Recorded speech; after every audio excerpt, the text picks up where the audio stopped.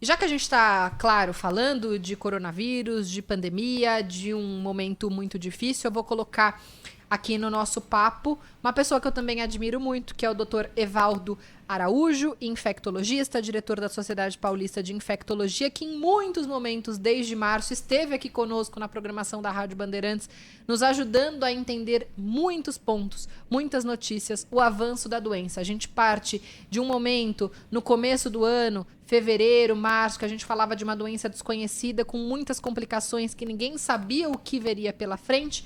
Agora, um pouco mais sossegado, não sei, doutor, nesse aspecto de os médicos sabem um pouco mais como lidar com a doença, mas com o aumento do número de casos que também é muito preocupante. Então, bem-vindo aqui ao Bora Brasil da Rádio Bandeirantes. Já aproveito para estender um abraço do Joel da Atena. Você sabe que nós somos fãs do seu trabalho, Joel que gosta muito do senhor, e começo perguntando exatamente disso. Realmente, essa sensação que a gente tem, os médicos sabem mesmo já lidar um pouco mais com o coronavírus? Está mais fácil? Ou todas essas outras notícias, variante da doença, tudo isso ainda é o mesmo motivo de preocupação? Bruna, Gabriele, Joel, que deve estar ouvindo na folga merecida dele, muito obrigado pelas palavras. Eu que quero agradecer a oportunidade e o trabalho incansável que vocês têm feito de informar as pessoas. Isso é absolutamente necessário. Olha, eu gostaria de trazer uma informação que talvez não fosse a informação que vocês queriam. A gente não sabe ainda como lidar com a doença, né? Eu acho que é importante a gente falar isso para as pessoas, para que elas se cuidem até mais. É evidente que hoje a gente conhece muito mais do que a gente já conhecia, é evidente que hoje a gente trata os pacientes de uma maneira diferente e mais efetiva, mas, infelizmente, ainda sem um remédio específico e, infelizmente, sem que a gente decisivamente interfira para que o destino do paciente seja modificado. Então, hoje, nós ainda somos mais espectadores, né, e monitoramos a progressão e fazemos intervenções pontuais do que somos agentes decisivos para o desfecho da doença. Muito importante que as pessoas tenham essa noção para elas se protegerem ainda mais, Bruna. Vou aproveitar, doutor Evaldo, que você citou essa questão de remédios, de medicação. E a gente tem enfrentado, desde o início da pandemia, algumas fake news, informações falsas sobre use esse remédio, use aquele, isso funciona, isso não funciona, fica de cabeça para baixo que o vírus sai, toma sei lá quantos copos daquilo, toma esse remédio. E quando a gente fala em ficar de cabeça para baixo, tá tudo bem porque você não usa uma medicação, certo? Quando a gente joga, por exemplo, um antibiótico na parada e a gente vê mensagens em grupos de WhatsApp disseminando, falando use isso, use aquilo, isso ainda é muito perigoso, né? Bruna, nós estamos lidando com efeitos adversos da doença. Um deles é a resistência bacteriana. A azitromicina, por exemplo, que é um antibiótico que tem sido muito utilizado, está explodindo a resistência à azitromicina. Então, o que eu recomendo às pessoas é muito comedimento, muito cuidado com essas mensagens de WhatsApp. Não existem coquetéis, não existe tratamento precoce, e o uso de antibióticos indiscriminadamente, como tem sido feito, ele está aumentando a resistência das bactérias aos antibióticos. Então, a hora que tiver vacina para todo mundo, a hora que a Covid estiver sob controle, nós vamos ter que lidar com esse passivo da resistência bacteriana.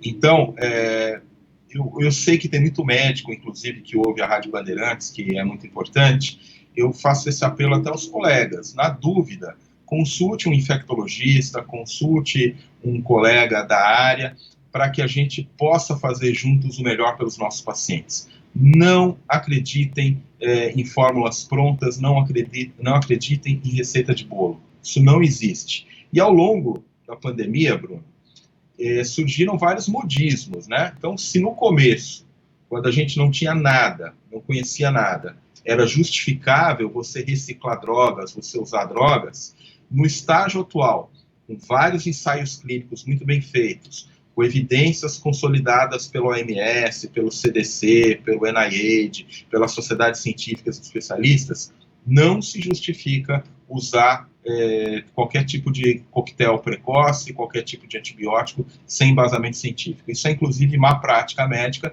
e me preocupa demais que o Conselho Federal de Medicina e os Conselhos Regionais de Medicina, inclusive, não sejam mais ativos no combate disso. Quando a gente fala ainda em medicação no combate ao coronavírus, surgem muitas dúvidas e não é diferente. Agora, por exemplo, no WhatsApp da Rádio Bandeirantes, tem muitos ouvintes perguntando e acho que vale o serviço. A azitromicina é válida no tratamento do coronavírus? Não, Bruna. Acabou de sair, tem coisa de 2 semanas, um estudo clínico grande, internacional, né, um estudo de solidariedade, patrocinado pelo OMS. Teve um grupo de pacientes que tomou azitromicina, teve um grupo que não tomou azitromicina. Quando você compara um grupo e outro, você vê que não houve nenhuma diferença, ou seja, a azitromicina não apenas foi inócua, não melhorou o uso discriminado e excessivo da azitromicina leva à resistência bacteriana e, portanto, não é recomendado. Algumas pessoas acham que a azitromicina aumenta a imunidade, que teria uma ação imunoestimulante. Isto não é uma verdade absoluta, isso não tem uma evidência científica que justifique a sua utilização. Então, quando é que a gente usa antibiótico na Covid-19? Quando a gente tem uma infecção bacteriana associada à Covid. E isso ocorre em cerca de 6% dos casos. Entretanto, mais de 90% dos casos usam antibiótico. O que explica esse descompasso? A falta de recursos diagnósticos. O paciente ele é um paciente grave, ele é um paciente que tem exames alterados, que tem um exame de imagem alterado, então o colega que tem um paciente internado que está evoluindo mal, o que ele faz? Ele dá antibiótico, né? Na dúvida, ele opta por dar o antibiótico. Existem exames que permitem a gente separar com mais detalhes quem tem ou não infecção bacteriana, e o que a gente precisaria fazer é aumentar a oferta desse tipo de exame para tornar o tratamento mais preciso. A gente tem falado sobre essa nova variante do coronavírus, né? Principalmente na Europa, há inclusive alguns brasileiros que estão presos em Londres, não conseguem voltar para o Brasil por causa, né, dessa barreira sanitária que foi criada para evitar que a doença chegue até nós. Eu queria falar um pouco disso agora com você, doutor, o quanto essa nova variante é preocupante, especialmente quando a gente fala em uma vacina, né? Em uma vacina que temos vacinas com mais de 90% de eficácia. O quanto isso também seria eficaz para uma nova variante? O que já se sabe? O que tem de informação nova sobre isso? Deixa eu explicar para vocês uma coisa. Quando a gente fala de variante, de mutação, quem é leigo imagina aquela coisa da ficção científica que está surgindo um monstro, né? Alguma coisa assim, uma aberração. Na verdade, mutantes e variações nos vírus são coisas corriqueiras. O vírus ele tem um processo de multiplicação muito rápido e muito intenso. Quando você produz uma quantidade grande de partículas virais em uma velocidade rápida, sempre existem pequenos erros, pequenas trocas naquelas proteínas virais. Isso, quando é levado de maneira consistente para gerações futuras, caracteriza uma variante do vírus. Não necessariamente uma variante é boa para o vírus, porque muitas vezes essa variante ela perde algumas capacidades que o vírus original tinha. Então, não é porque é um mutante, não é porque é uma variante que é boa. Mas nesse caso do SARS-CoV-2, aquele vírus que foi isolado em Wuhan, ele já é muito diferente dos que existem hoje, porque existem muitas variantes no mundo todo, inclusive no Brasil.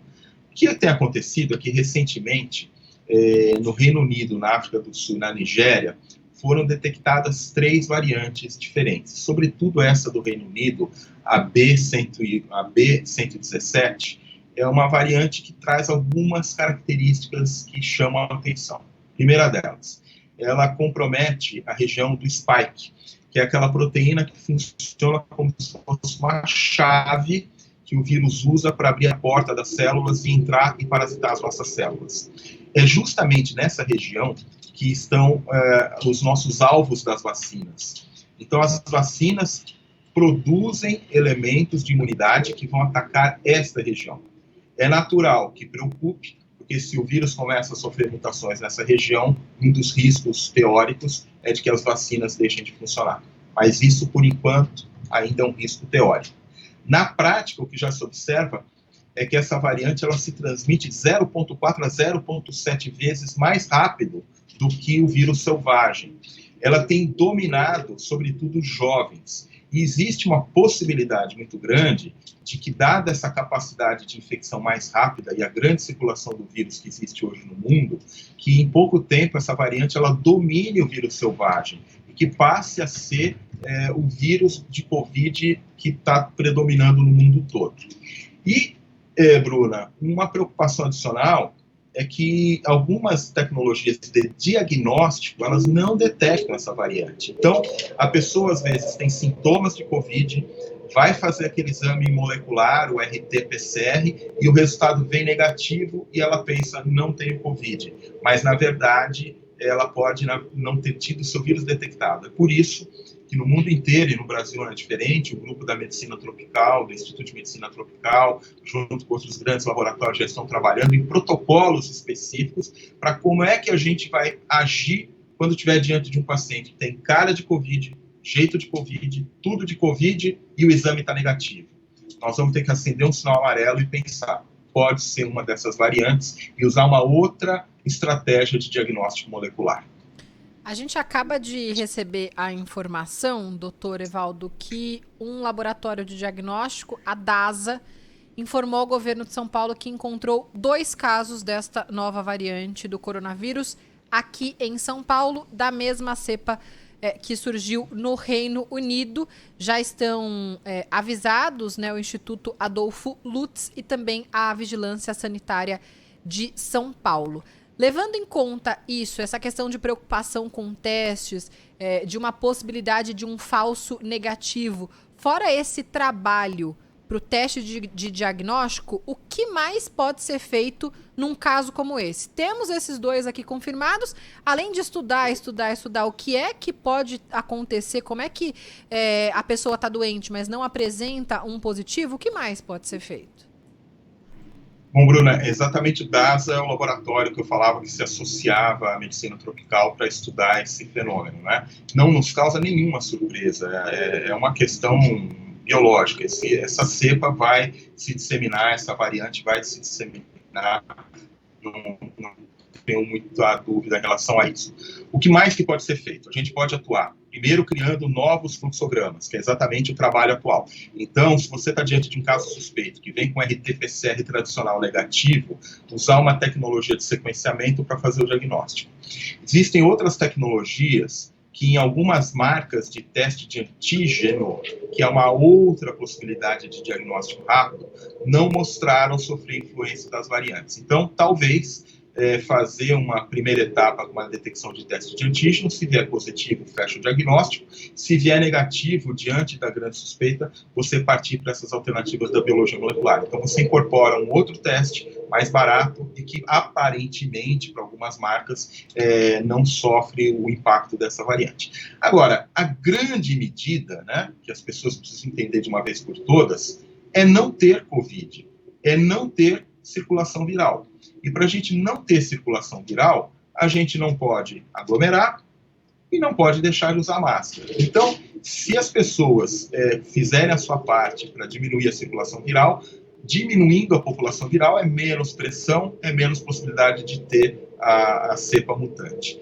E, por fim, claro, a vacina. A hora que a gente conseguir, de maneira consistente e rápida, vacinar a nossa população, diminuímos a população suscetível à infecção, vamos, por tabela, diminuir a circulação viral e, consequentemente, diminuir a chance de seleção de variantes com características diferentes. Tem pergunta de ouvinte, doutor Evaldo. A Clélia Amaro. Bruna, pergunta para o doutor se as vacinas também vão agir sobre essas novas variantes. Já dá para ter essa certeza? Olha, Bruna, certeza é um termo forte para a gente usar na medicina de hoje, né? Com tanta novidade a cada dia. Mas nenhum dado até o momento demonstra o contrário, que não atue. Por outro lado, os fabricantes de vacinas atuados a vacina quando a gente tem variantes. Isso é feito, por exemplo, na gripe. A vacina da gripe, todo ano, ela é ajustada. E eu tenho notícias que, por exemplo, a BioNTech, que junto com a Pfizer fabrica uma vacina, já disse que consegue ajustar. Certamente não vai ser diferente para a Moderna, certamente não vai ser diferente para a AstraZeneca. Então, eu acredito que, do ponto de vista da vacina, vai dar algum trabalho, talvez tenha que ser feito um ajuste, mas até o momento a gente não tem essa evidência de que tenha interferido na eficácia das vacinas. Ótimo. Você, se tiver pergunta para o Dr. Evaldo, mande aqui no 999048756 e também pelo nosso chat do YouTube. Qual que é a recomendação para essas pessoas que apresentam essa nova variante? Deve ser esse o mesmo protocolo que a gente já sabe até agora, doutor Evaldo? Isolamento por 14 dias, sozinho, acompanha, monitora, febre, evolução, respiração, tudo isso? Sim, Bruna, a variante, ela não mudou a característica clínica da doença. Não tem doença mais grave porque é uma variante, né? E até onde nós sabemos, inclusive eu quero aproveitar esse momento para enfatizar isso. O prazo de isolamento, ele foi alterado e as pessoas estão com aquele número de 14 dias na cabeça ainda. Nós sabemos hoje que até 7, no máximo 8 dias após o início dos sintomas é o período de contágio. É por isso que após o início dos sintomas a gente conta 10 dias para os casos leves, casos moderados e casos que só tiveram diagnóstico laboratorial, e após 10 dias, estando a pelo menos um dia sem febre, nós liberamos esse paciente da quarentena sem nenhum exame. Não precisa fazer sorologia, não precisa fazer PCR. E para as pessoas que ficaram internadas, que têm casos mais graves, que são imunodeprimidas, são 20 dias de quarentena. Então, Bruna, é importante a gente enfatizar, não muda a apresentação clínica, não muda a abordagem clínica, não muda o prazo de quarentena. E aquele número cabalístico que ficou de 14 dias de isolamento e ter que fazer exame depois do período de isolamento, isso caiu por terra por recomendação do OMS, do CDC, recentemente da própria Anvisa, e a maioria dos pacientes ficam 10 dias em quarentena. Vou colocar a pergunta em áudio aqui de ouvinte, pode ser? Vamos lá. Neyberg, Congonhal, Minas Gerais. Doutor, como é que funciona o vírus, o Covid, na pessoa que tem o HIV? Como é que é o procedimento nessas pessoas? Olha, pergunta super importante, né? O vírus no HIV, nas pessoas que vivem com HIV, ele tem uma infecção muito parecida com as pessoas que não têm o HIV. Viver com HIV hoje é uma vida normal. A pessoa que vive com HIV, que toma o coquetel direitinho, que faz o seu acompanhamento médico, ela tem uma vida praticamente normal, igual a de todo mundo, né? Então isso é uma mensagem forte. Agora, aquela pessoa que vive com HIV, que não está se tratando, que está imunodeprimida, aí ele já cai nesse grupo de pacientes imunodeprimidos que eventualmente poderão ter um quadro um pouco mais exuberante. Mas, via de regra, pessoas vivendo com HIV e pessoas sem viver com HIV têm uma infecção muito parecida. Tem o Eduardo, que tem questionamentos sobre a vacina contra a pneumonia. Ele fala, seria ideal que todo mundo tomasse essa vacina por causa das complicações do coronavírus? A vacina contra a pneumonia, Eduardo, ela é uma vacina que tem uma indicação clara nos pacientes mais idosos, nos pacientes com doenças crônicas, nos pacientes imunodeprimidos. Na população geral, se possível, ela ajuda bastante, né? É uma vacina que já faz parte do nosso calendário vacinal nessas condições que a gente pontuou, de pacientes mais idosos, imunodeprimidos, doentes crônicos, e em clínicas particulares, sobretudo para pessoas com mais de 50, 55 anos, já pode começar a imunizar contra a pneumonia também. Tem mais um ouvinte, a Camila. Doutor, a partir de qual idade a gente vai poder usar a vacina contra o coronavírus? Olha, essa questão da idade, ela está sendo estudada em diversos estudos separados, né? O grosso dos estudos de registro é feito em populações adultas, sem nenhum tipo de comorbidade, para a gente não ter nenhuma variável.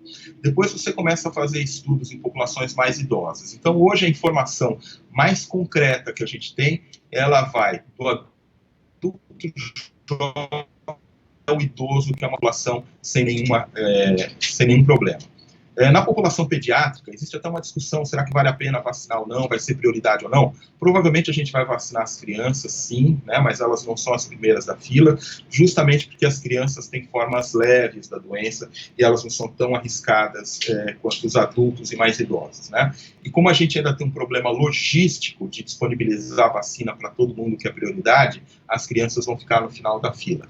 As gestantes correspondem a um grupo também especial que a gente vai ter que provavelmente discutir caso a caso, mas eu acredito que muito em breve a gente vai liberar para todas as gestantes também tomarem essa vacina, né? Então, esse tipo de informação, populações específicas, de quanto em quanto tempo tem que repetir a vacina, qual foi o impacto da vacina, são informações que não só para a vacina do coronavírus, né, da Covid-19, mas para outras vacinas também, a gente começa a construir conforme elas são utilizadas na prática, que é o que a gente chama de fase pós-lançamento, de fase 4, que é a observação em vida real. Mais uma pergunta em áudio, vamos ouvir. Sou Wagner, de São Paulo, e a minha dúvida seria a seguinte: hoje estamos tendo alguns casos de recontaminação após 9, 10 meses de contágio do vírus, o IgG já tem caído. Isso significa que a vacina talvez tenha que ser reforçada a dose anualmente? Então, como eu dizia, a gente não tem ainda essa resposta, né? Provavelmente a vacina ela terá que ser repetida, a gente não sabe quando, mas provavelmente terá que ser repetida.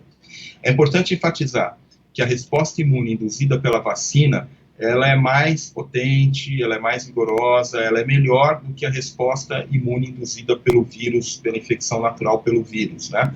Mas lembrar também que a gente tem essa questão de ficar olhando só os anticorpos, mas existe também a imunidade humoral, a imunidade celular, que é feita por uma outra parte do nosso sistema imunológico que protege bastante as pessoas. Então, o que eu diria para as pessoas, de uma maneira geral, para responder a sua pergunta, um pouquinho de reinfecção e um pouquinho de vacina é reinfecção. Como é que a gente faz para não ter reinfecção? Continue praticando o distanciamento e o uso da máscara como se você nunca tivesse tido Covid. Sobretudo para quem é profissional de saúde que está muito exposto à doença. Eu vejo muitos colegas que acham, não, eu já tive Covid, não preciso usar mais máscara. Isso é um erro crasso, porque a imunidade ela não é certa nem é duradoura. Então, precisa continuar se protegendo como se nunca tivesse tido Covid. E em relação à vacina, provavelmente nós faremos doses de reforço em um período que a gente ainda não definiu, mas que deve ser certamente pelo menos uma vez por ano. Uma pergunta bem interessante aqui do Paulo Lencioni, que nos acompanha daqui de São Paulo. Com a descoberta dessa nova variante, você acredita, doutor, que a gente possa ter mais restrições nos próximos dias? O quanto que essa notícia poderia impactar a nossa rotina aqui em São Paulo? Nós já tivemos momentos da pandemia onde a gente deveria ter sido muito mais restritivo e não fomos. Eu não acredito que agora a gente vá ser. A estratégia para lidar com essa variante ela vai ser a mesma que a gente tem lidado até agora. Enfatizar as medidas não farmacológicas de distanciamento e proteção por máscara, mas a gente tem uma outra ferramenta agora, que é a vacina. E aí é um desafio logístico que mesmo os países que já estão vacinando enfrentam. Veja que os Estados Unidos já está vacinando há um bom tempo, alguns países da Europa já estão vacinando, e o número de vacinados deles não cresce na proporção que a gente queria.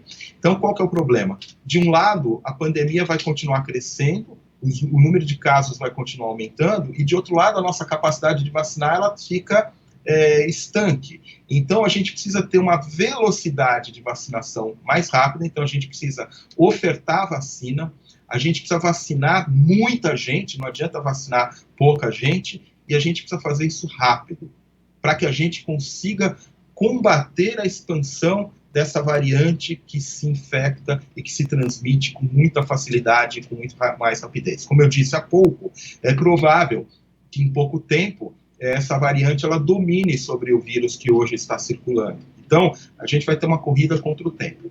Se tem um lado bom no Brasil, e eu espero que isso não tenha sido perdido, é a nossa capacidade de fazer campanhas de vacinação.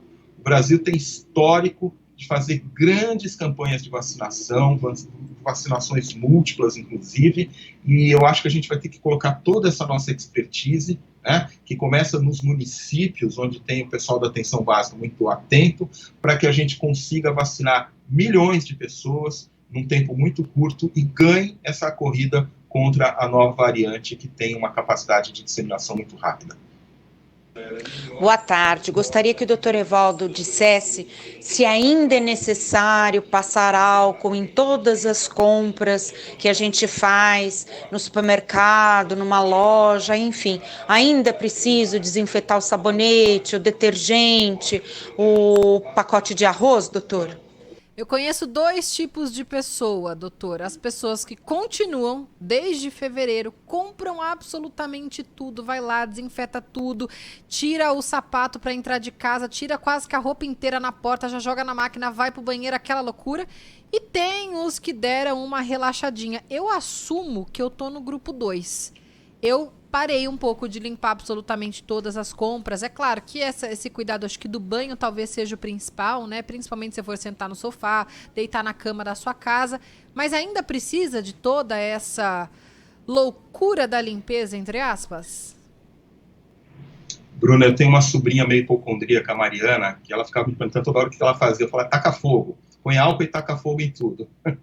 Mas, assim, evidentemente que não é para a gente ter exageros, né? No começo, não sabia, as pessoas faziam isso tudo. Então, a gente sabe que o vírus se transmite pessoa a pessoa por secreção respiratória. As superfícies inanimadas e os objetos, embora a gente consiga isolar o vírus e esse vírus possa persistir lá por um tempo, aparentemente isso não é importante na cadeia de transmissão. Então, qual é o meu conselho? Que você traga suas compras, os seus objetos, guarde e lave as suas mãos, e não os objetos. Porque depois as embalagens, essas superfícies, né, elas não vão ser importantes como transmissão.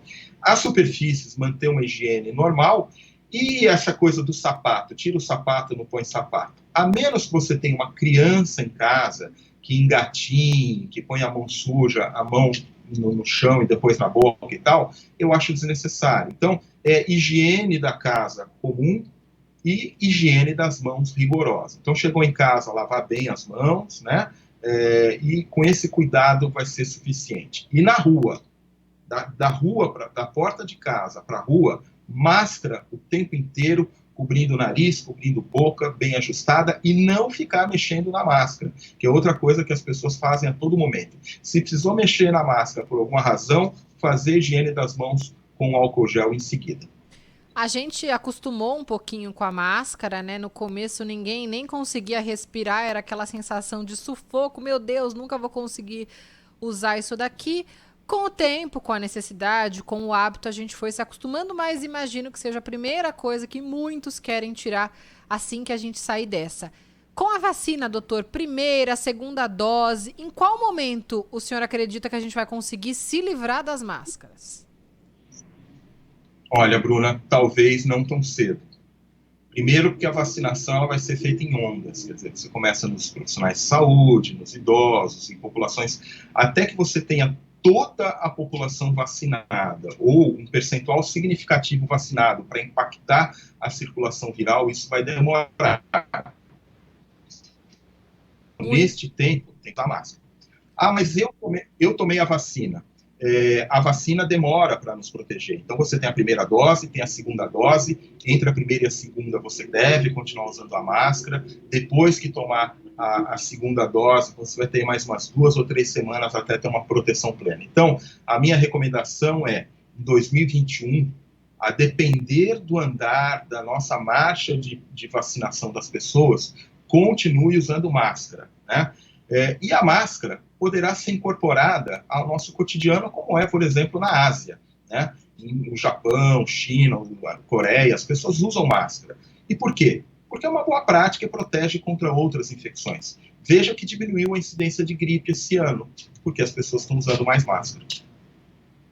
Eu ia tocar exatamente nesse assunto, estava conversando sobre isso no início da semana com a Isabel Mega, nossa companheira aqui da Rádio Bandeirantes, o quanto que a gente estava conversando. Nossa, não peguei nenhuma gripe, não peguei nada em 2020. O que eu fiz de diferente com os outros anos? Estava de máscara o tempo todo. Então, muito provavelmente isso, essas doenças respiratórias, a gente vai se livrando. A gente passaria a tarde inteira aqui conversando com você, doutor. O tempo está esgotando, mas eu não posso deixar de te perguntar uma coisa sobre as boas práticas para hoje, porque está tudo diferente, mas vai ser uma virada de ano.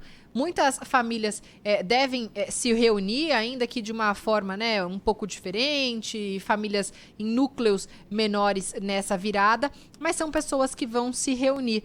Quais que são as principais dicas, as boas práticas? Aqui na passagem estava conversando com o Ricardo Capriotti sobre esses kits descartáveis que tem muita gente fazendo, fica cada um com o seu copo, nome ali no copo para evitar que um, sem querer, beba no copo do outro. Quais que são as dicas, as recomendações que você, infectologista, pode nos dar?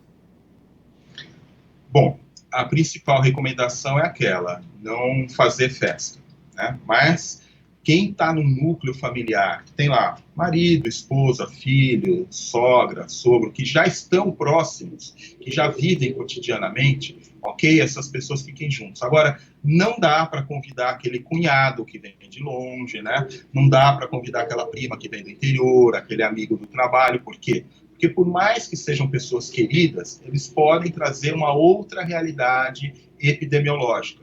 Então, a primeira coisa é restringir ao núcleo que cotidianamente está vivendo.